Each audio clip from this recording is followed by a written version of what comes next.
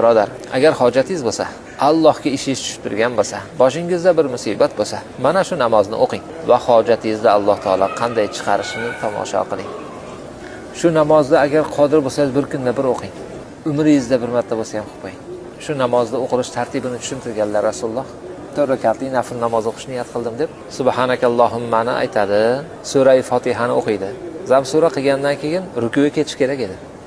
Rukuga ketmasdan 15 marta subhanallohi valhamdulillahi va la ilaha illalloh vallohu akbarni aytadi. 15 marta. Keyin ruku qiladi. Ruku qilgan paytda subhanallohi valhamdulillahi va la ilaha illalloh vallohu akbarni 10 marta aytadi. Rukudan tikka turadi. Samiallohu liman hamidah. Shunda Robbana lakal hamd aytadi-ku.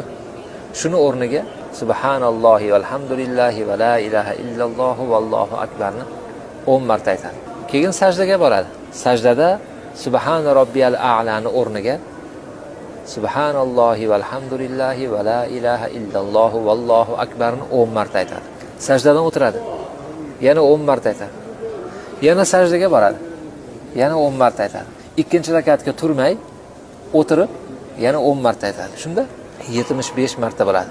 Mana shu tartibda 4 rakatda takrorlaydi.